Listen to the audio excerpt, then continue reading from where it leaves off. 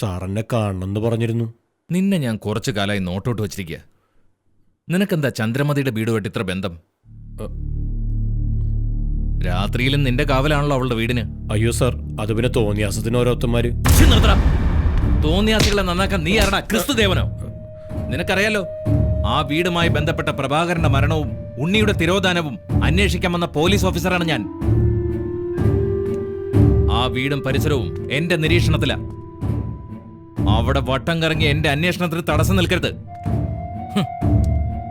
നീ ഇന്നലെ SI നടരാജനെ കയ്യേറ്റം ചെയ്തെന്നറിഞ്ഞു. അന്വേഷണത്തിന്റെ ഭാഗമായി ഞാൻ അയാളെ അങ്ങോട്ട് അയച്ചത്. ഓ, അതാണോ കാര്യം? അല്ല സാറേ, പാതിരാത്രി പാത്തും പതുകിയും സ്ത്രീകൾ മാത്രമുള്ള വീട്ടിൽ കയറി വാതിലിൽ മുട്ടുന്നതാണോ പോലീസ് അന്വേഷണം? നീ പോലീസിനോട് തോന്നിയ ദിവസം പറയുന്നോടാ. കാലം കുറെയായി ഞാൻ ഈ പണി തുടങ്ങിയിട്ട്. ഈ തിരുമണിക്കരയിൽ ഞാൻ കേസ് അന്വേഷിക്കാൻ എത്തിയിട്ടുണ്ടെങ്കിൽ ഇവിടുത്തെ സത്യസന്ധമായ സത്യങ്ങൾ പുറത്തു കൊണ്ടുവന്നിരിക്കും. അതിനൊക്കെ നീയല്ല, നിങ്ങളുടെയൊക്കെ ദൈവം തോമസ് മുതലാളി വിചാരിച്ചാലും ഒന്നും ചെയ്യാൻ പറ്റില്ല. മേലിൽ എന്റെ മുമ്പിൽ എവിടെയും തടസ്സമാവരുത്. തടസ്സമായാൽ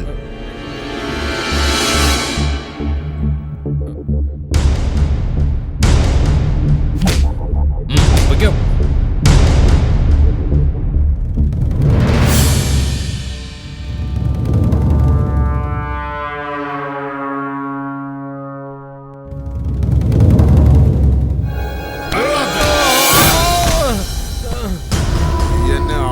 മുന്നിലിട്ട് വഷളാക്കുമല്ലടാ. നടരാജൻ അത് പുല്ല. ചന്ദ്രമതി അവളെന്റെ വീട്ടിൽ. അതിനെതിരെ നിന്ന വീടില്ല ഞാൻ ഒരുത്തനെയും.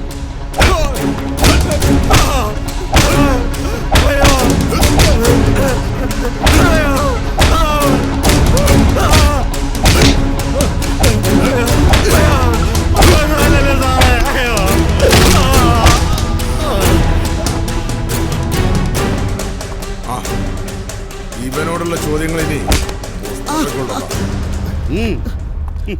നീ പറയുന്നതെല്ലാം ഞങ്ങൾ പോലീസുകാർ ഒറ്റയടിക്ക് വിശ്വസിക്കുമെന്നാണോ വിചാരിച്ചത്? ഉണ്ണിക്കെന്തോ പറയാനുണ്ടായിരുന്നു എന്നുള്ള സത്യ, പക്ഷെ എന്നോട് ഇതുവരെ ഒന്നും പറഞ്ഞിട്ടില്ല. ഓ, സമാധാനം, അത് മനസ്സിലായി. സാർ ഉദ്ദേശിക്കുന്നത്? നിന്റെ മനസ്സിൽ പാർവതിയോടുണ്ടായിരുന്നത് ഈ ഗ്രാമത്തിൽ പാട്ടാ. സാറിനോടെല്ലാം ശരിക്ക് പറഞ്ഞു കൊടുക്കടാ. ചങ്കി കുത്തണ വർത്തമാനം പറയല്ലേ സാറേ. കുട്ടിക്കാലത്ത് കളിച്ചു കിടന്ന ഞങ്ങൾ മൂവരും പരസ്പരം സ്നേഹമായിരുന്നുള്ള സത്യ. എന്നാൽ പാർവതി എന്റെ ഉണ്ണിയുടെ പെണ്ണാണെന്ന് അറിഞ്ഞപ്പോ എന്റെ ഇഷ്ടത്തിന്റെ അർത്ഥം ശരിക്കും മനസ്സിലാക്കിയിട്ട് തന്നെയാ ഞാൻ പാർവതിയെ കണ്ടിട്ടുള്ളൂ. സത്യ. നമസ്കാരം, തിരുമണിക്കര പോലീസ് സ്റ്റേഷൻ. ഞാനാ തോമസ് മുതലാളി. ആ പറയൂ മലയാളി. എന്തായി? രാജു ഞങ്ങളുടെ കസ്റ്റഡിയിലുണ്ട്. ശക്തി സാറിന് ചെയ്യാൻ പറ്റാത്തത് എനിക്ക് ചെയ്യാൻ പറ്റുമോ ഞാനൊന്ന് നോക്കട്ടെ. അവൻ എന്തെങ്കിലും അറിയാമെന്ന് വ്യക്തമായി അറിയണം. ഞാൻ രാവണൻ നായർക്ക് വാക്കുകൊടുത്തതാണ്. അയാളുടെ മകനെ എത്രയും പെട്ടെന്ന് കണ്ടുപിടിച്ച് കൊടുത്തോളാമെന്ന്. ഇവനൊരു കണ്ണുള്ളത് നല്ലതാ, സൂക്ഷിക്കണം. എനിക്കറിയാം.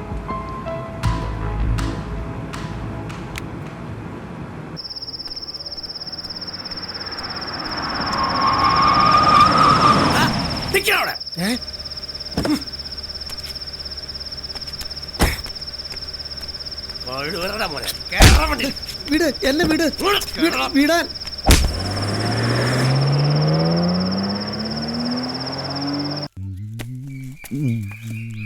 കുഞ്ഞമ്മോ, ഞാൻ പോയിട്ട് വരാം. പോയിട്ട് വരുന്നതൊക്കെ കൊള്ളാം, 4 കാലേ തന്നെ വന്ന് കേറണം. എന്നാ ഞാൻ നിന്റെ ഒന്ന് കാണട്ടെ. എന്താ ചന്ദ്രീവയ്ക്കൊക്കെ? കുഞ്ഞുമ്മേടത്തി ഒന്ന് കാണാൻ വന്നതാ. ആ, ഞാൻ കുറെ കണ്ടതാ. ഇനി നീ വേണേ ഒന്ന് കണ്ടോ. ചെല്ല്, കാണാൻ പറ്റിയൊരു ചരക്കും. എന്താ മോളെ മുഖം വല്ലാതിരിക്കണ? ഒന്നുമില്ല. നീ വെറുതെ ഇരിക്കുമ്പോ ഓരോന്ന് ആലോചിച്ചു കൂട്ടും. നിനക്ക് നിന്റെ പഴയ തൊഴിൽ തന്നെ തുടങ്ങിക്കൂടെ? മനസ്സിന് നല്ല സമാധാനം കിട്ടും.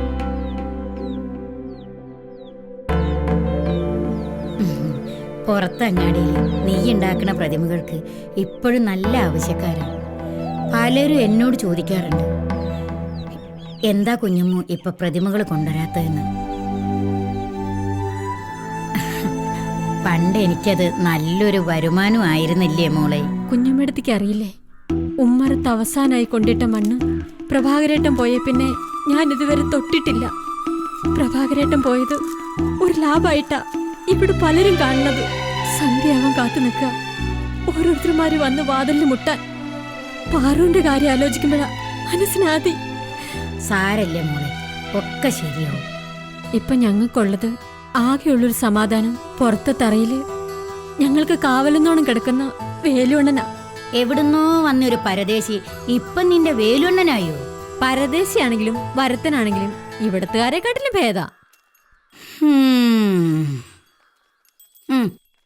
ഇത്ര നാളായിട്ട് ഇവിടുത്തെ അന്വേഷണത്തിനൊരു തുമ്പും കിട്ടിയിട്ടില്ല. മാത്രല്ല ഇപ്പൊ നമ്മുടെ രാജുവിനെയും കാണാണ്ടിരിക്കണം. ഇതങ്ങനെ വിടാൻ പറ്റില്ല. രാവുണ്ണിയാന്റെ കണ്ണീര് നമുക്ക് കാണാണ്ടിരിക്കാൻ പറ്റുമോ? അതെ, നീ ചന്ദ്രുവിന്റെ വീട്ടിൽ വെച്ച് നടരാജനിട്ട് കൊടുത്ത പണി ഞങ്ങൾക്ക് അങ്ങ് ഇഷ്ടപ്പെട്ടു. അതുകൊണ്ടാണ് നീ വിളിച്ചപ്പോ ഞങ്ങളൊക്കെ വന്നത്. അല്ലാതെ പ്രസിഡന്റ് വിളിച്ചത് ഞങ്ങളുടെ പട്ടി. അല്ലടോ, നിന്റെ മണ്ടത്തരയിൽ ഇനി അങ്ങനെ വല്ല ബുദ്ധിയും തോന്നുന്നുണ്ടോ? ഉവ് തോന്നുന്നുണ്ട്. നമ്മൾ ഈ തിരുമണിക്കര ഗ്രാമത്തിലെ എല്ലാവരും സംഘടിച്ച് ഒപ്പ് ശേഖരിച്ച് പ്രസിഡന്റ് കുമാരേട്ടൻ വഴി തോമസ് മുതലാളിക്ക് എത്തിക്കണം. മുതലാളി IG മന്ത്രിമാരൊക്കെ ആയിട്ട് നല്ല പിടിയുള്ള ആളാന്നല്ലേ നിങ്ങളൊക്കെ പറയണേ? ഈ പറഞ്ഞത് സത്യ. മുതലാളി നമുക്ക് വേണ്ടതൊക്കെ ചെയ്യും. തിരുമണിക്കര എന്ന് പറഞ്ഞാൽ എന്നെപ്പോലെ തന്നെ ജീവനാ മുതലാളിക്ക്.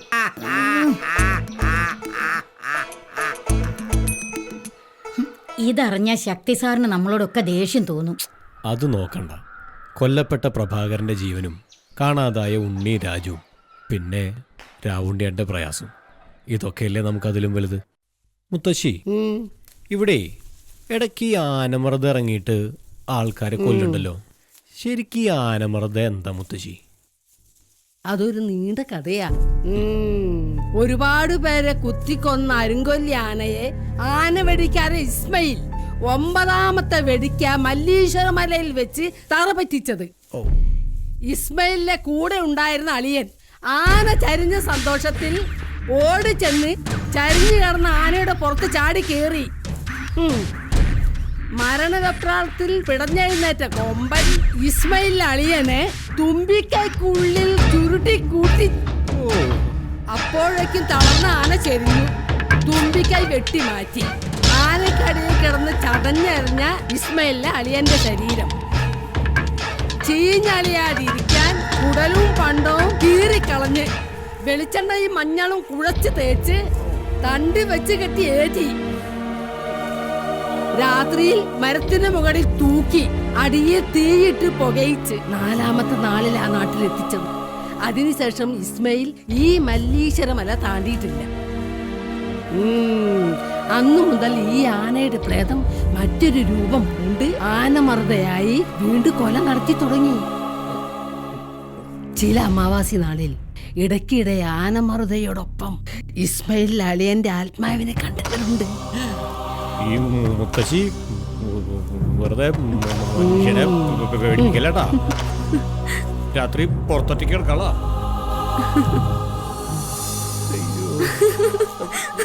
അല്ല, അത് പേടിച്ചിട്ടൊന്നുമല്ല, വെറുതെ അങ്ങനെ പറഞ്ഞു വന്നപ്പോ. ചായ. ആനക്കഥ പറഞ്ഞും കേട്ടിരുന്ന് ചന്ദ്രനൊരു ബുദ്ധിമുട്ടായില്ലേ? പേടിക്കണ്ട, എല്ലാറ്റിനും പ്രതിവിധിയുണ്ട്. പറമുണ്ടിക്കാവിലെ പൂശാരിയമ്മ വിചാരിച്ച അതെങ്ങനെ?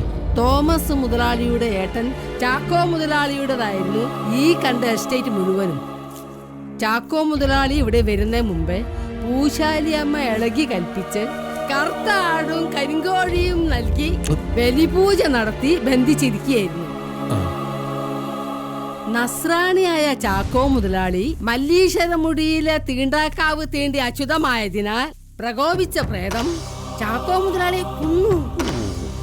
പിന്നീട് ബന്ധിക്കാൻ ശ്രമിച്ച കാട്ടുമൂപ്പനെയും കൊന്നു. അങ്ങനെ ആനമർദ്ദ ഇവിടെ വീണ്ടും തുടങ്ങി.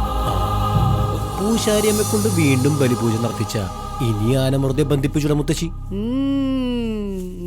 അതത്ര പെട്ടെന്ന് പറ്റില്ല. അതിന് ചില ചിട്ടവട്ടങ്ങളൊക്കെ ഉണ്ട്.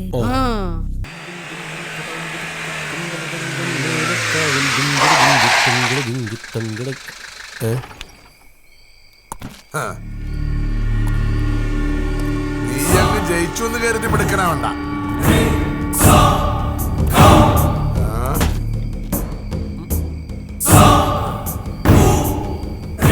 ഇല്ല രാജ, സാർ എത്തുമെന്ന് എനിക്ക് അറിയാമായിരുന്നു. മുതലും പലിശയും ചേർത്ത് തിരിച്ചു തരാം. സാറേ, ഈ പാണ്ഡിച്ചെല്ലുമിന് ഉള്ളത് കൂടി അവന്റെ ദേഹത്ത് ബാക്കി വെച്ചേക്കണം. ഇതും ഞാൻ പ്രതീക്ഷിച്ചതാ. കല്യാണം കഴിഞ്ഞ ആദ്യ രാത്രി മണിയറയിലേക്ക് പോകുമ്പോഴും ഇതുപോലെ ചിലർ സാറിന്റെ കൂടെ ഉണ്ടായിരുന്നെന്ന് ഞാൻ കേട്ടിട്ടുണ്ട്.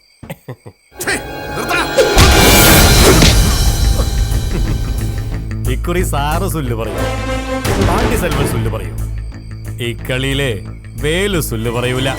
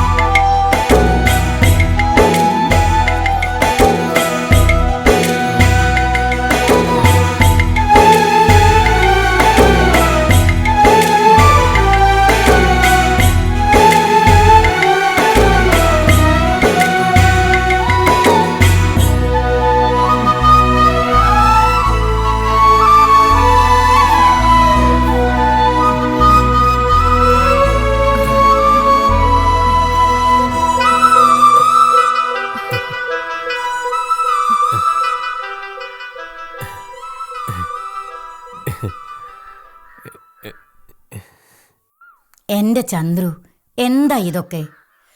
നീ ഇങ്ങനെ ഊണും ഉറക്കൂല്ലാതെ എത്ര ദിവസമായി ഇങ്ങനെ? സാരില്ല കുഞ്ഞുമേടത്തി, ഈ വേലുവണ്ണനൊന്ന് പഴയ പോലെ എഴുന്നേറ്റ് നടക്കണ കണ്ടാ മതി. മോളെ, കാലൊന്ന് അമർത്തി ചവിട്ടാനായാൽ, തലയൊന്ന് ഉയർത്തി പിടിക്കാനായാൽ മടങ്ങി പോവില്ലേ ഇവൻ? വെറുതെ എന്തിനാ ഇതൊക്കെ? പോയാലും വന്നാലും ഈ വേലുവണ്ണനൊന്ന് പഴയ പോലെ എഴുന്നേറ്റ് നടക്കണ കണ്ടാ മതി എനിക്ക്. ഈ കറുമ്പനെ അത്രയ്ക്കിഷ്ടം എനിക്ക്. എന്റെ മനസ്സിലും മൂക്കിലും ആ വേർപ്പിന്റെയും കുഴമ്പിന്റെയും ഗന്ധം മാത്രമേ ഉള്ളൂ.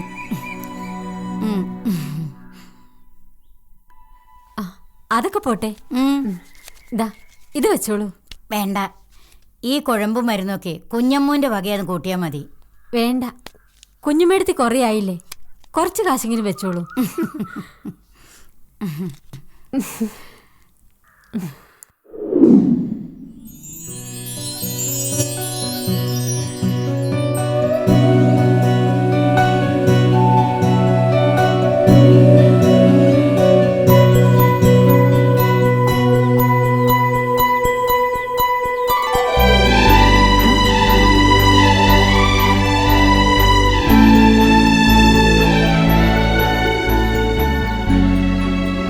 മുത്തശ്ശി മുത്തശ്ശി ഇനി വാ. എന്താ അവിടെ ചന്ദ്രേച്ചി. ചന്ദ്രേച്ചി മിണ്ടല്ലേ, ഇനി വാ. എന്താ വരാൻ.